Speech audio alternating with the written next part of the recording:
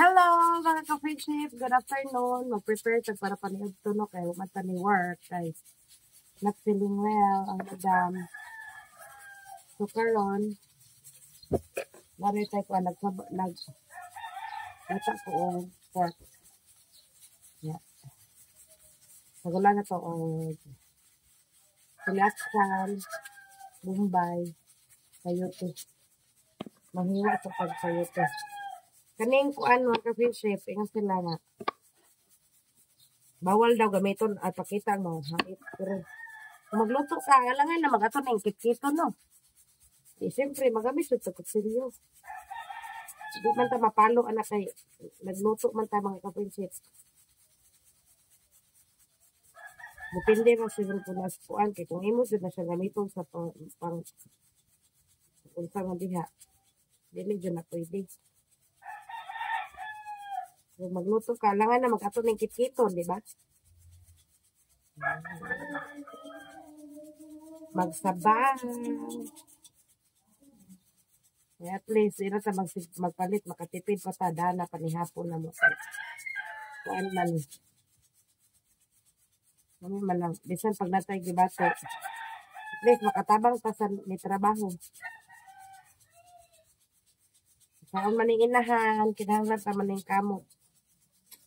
Ay, lagi. Natay, kinahanglan pa nato ko na pa mga bata.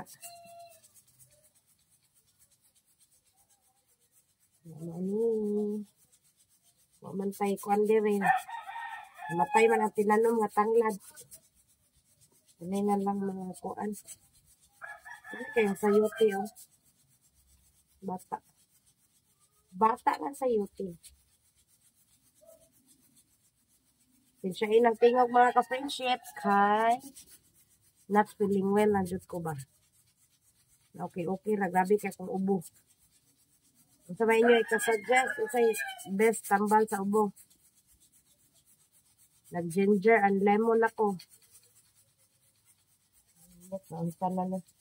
Nagsarap ubo niya. Mapoy makaubo. Wagas po. Ngayon, ani po ko pag niagi, pero dali na po siya. Ay, taon po siya na ayos. Nagdakas yung cabbage. Anong kay kong dahon mga ka-friendship, amot ako lang ba? Anong kay kong dahon ba sa sabaw? Ang dasag kong sagad, bisag din isa sabaw. Basta dahon-dahon. Daot may law man ito. Ito ni pangaon ko.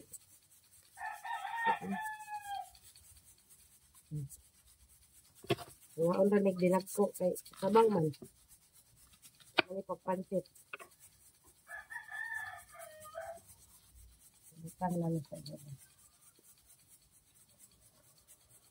Ready na para sa go. Yan na atong i-check. Update later. Love you all. God bless.